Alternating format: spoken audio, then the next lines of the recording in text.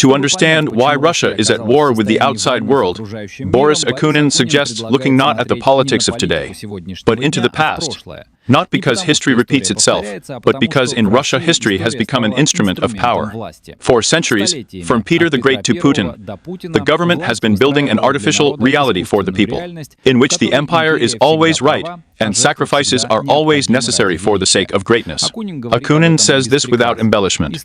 History is written by the winners, which is why it is so poorly written. It shows that Russian memory is not an archive of facts, but a set of legends, and each of these legends is still working, directing the behavior of millions of people. Let's take Peter the Great, whom Akunin literally pulls out from under a marble pedestal. In school textbooks, he is a genius reformer. In reality, Akunin says, it was a man who tormented the country for decades. He forced people to switch to European costumes, but did not give them European freedoms. He was building a fleet that rotted away without ever going to sea. He dragged the country into destructive wars, spending resources on the imperial phantom.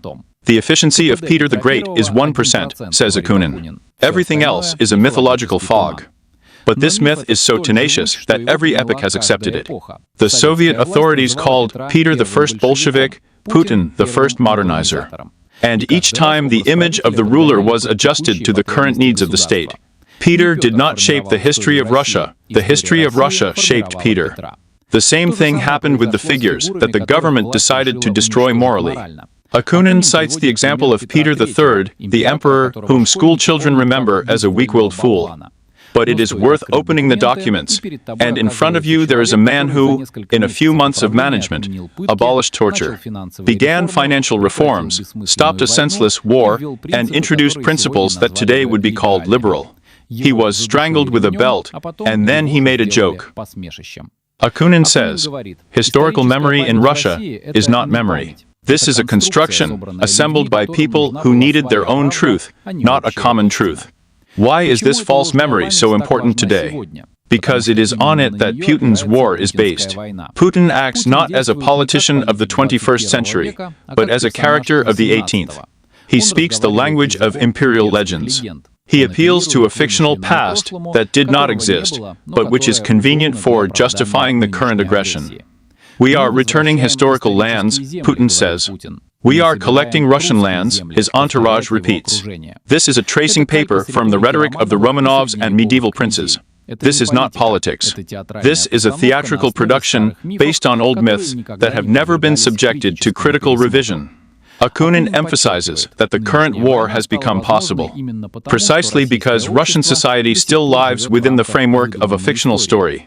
People who lack real knowledge about his past readily agree that Russia has always been great, Ukraine our territory. The West has always wanted to destroy us. All of these are fake constructions, created in the same way as the myths about Petri the Reformer or Petri the Idiot were created in the 18th century. The most dangerous thing, Akunin says, is that the truth in Russia has always been replaced by a monopoly on lies. When a lie comes from one center, it becomes total. But as soon as light enters this system, it dissolves instantly, like Soviet propaganda in the perestroika years. False great power myths are kept only in the dark. As soon as there is a choice, the system collapses, the writer emphasizes. And hence the main conclusion of Block 1 is that Putin's war is not a conflict of the 21st century. This is the latest outbreak of the imperial myth that has held Russia hostage for 300 years. Russia in the decay phase. Why, according to Akunin, Putin's regime will collapse as rapidly as the USSR. When Boris Akunin talks about the future of the Russian regime, he does not operate with emotions. His forecasts are based not on political slogans, but on a historical pattern that Russia repeats over and over again. He raises a question that is becoming more and more acute today. How stable is a system built on lies, fear, and worn-out myths? Akunin answers without pathos. Such a system does not collapse gradually. She disappears instantly, like a ghost at the first ray of light. This phrase is the key to understanding what is happening with Russia in 2025th year. People who are used to thinking in terms of the motherland and the great power do not understand. The empire does not die loudly. It rots slowly and then falls in a few weeks. Akunin constantly cites the example of the USSR.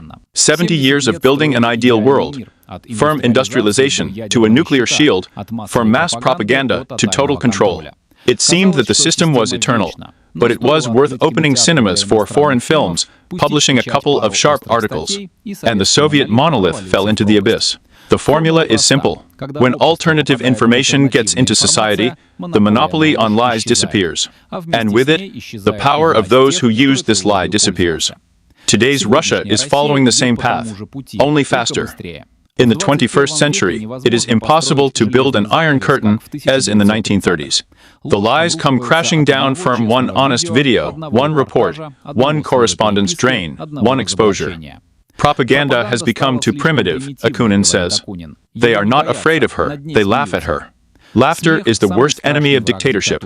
The more the Kremlin intensifies repression, the more clearly the main problem of the regime becomes. It doesn't offer a future. He can frighten, he can forbid, but he is not able to inspire, and the authorities, who cannot give hope, exist only at the expense of fear. But fear is a finite resource.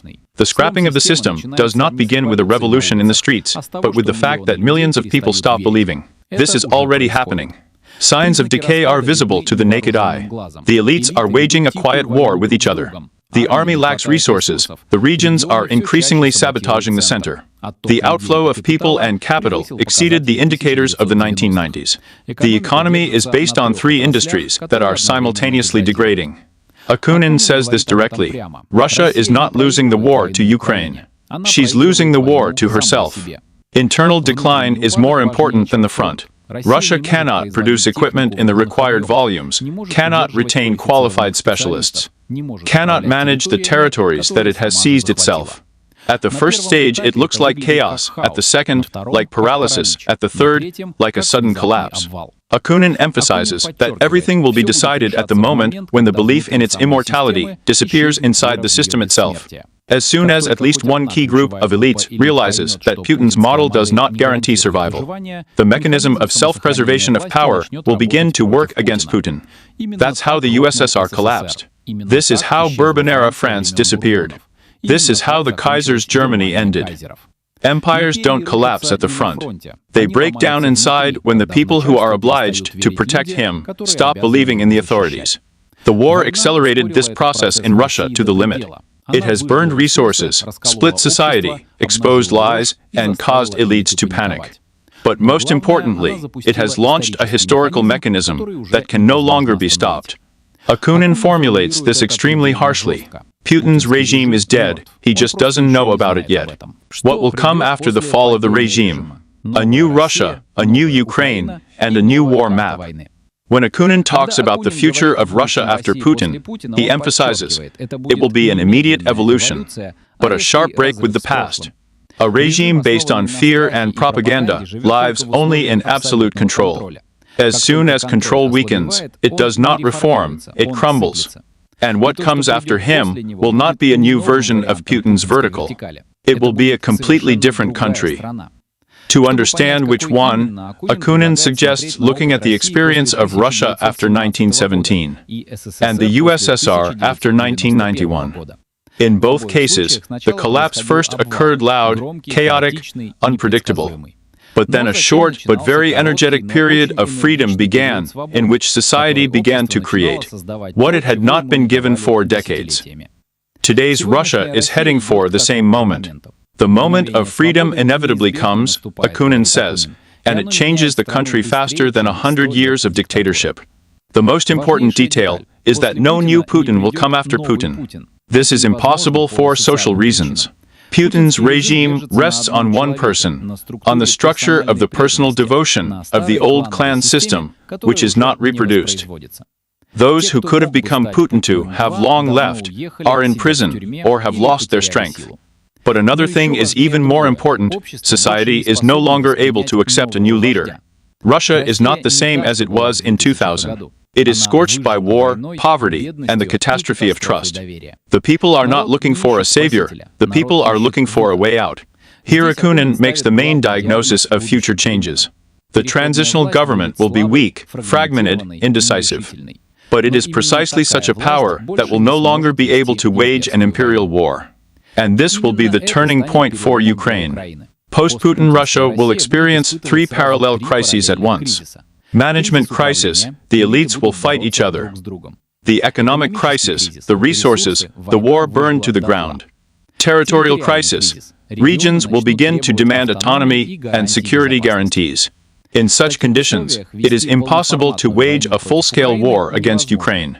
Not because you don't want to, but because there won't be anything.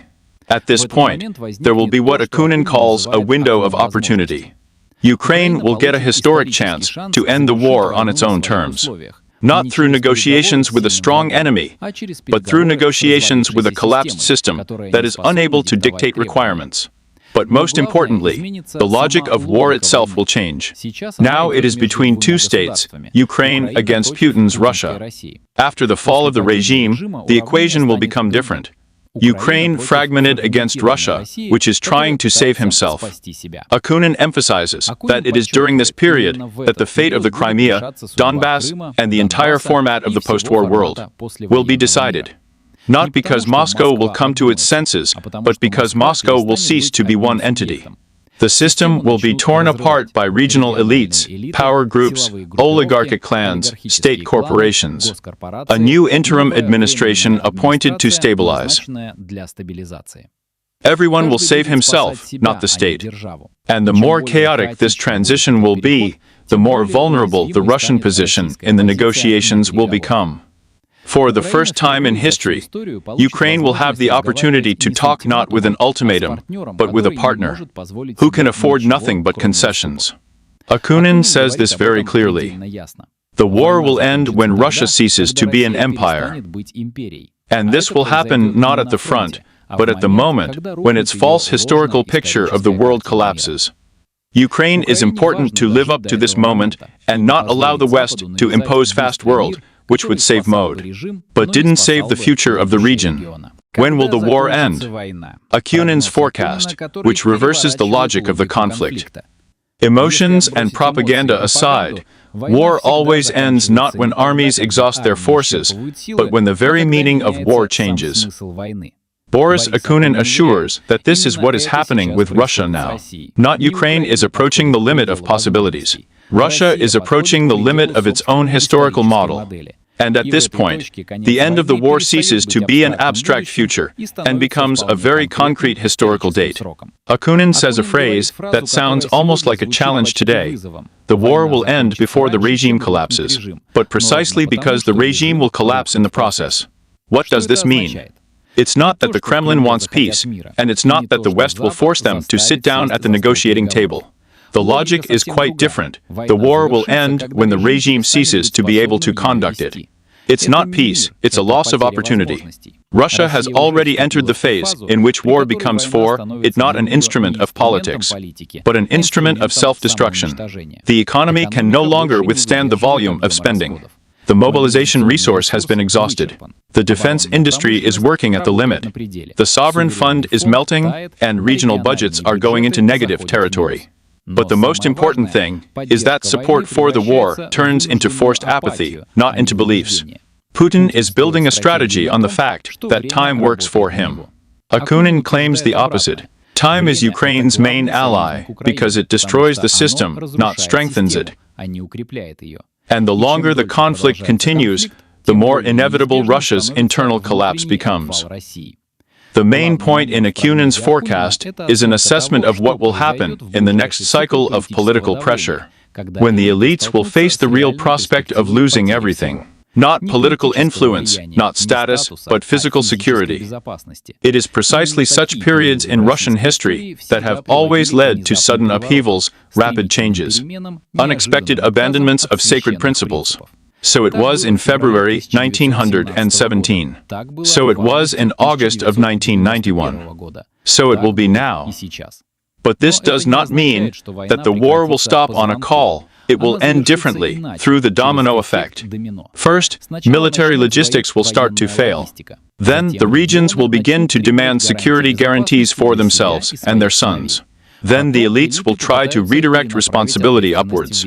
And one of these points, Akunin says, the front will begin to crumble, not because the Ukrainian army is selling its power, but because the Russian army will cease to understand who gives the orders.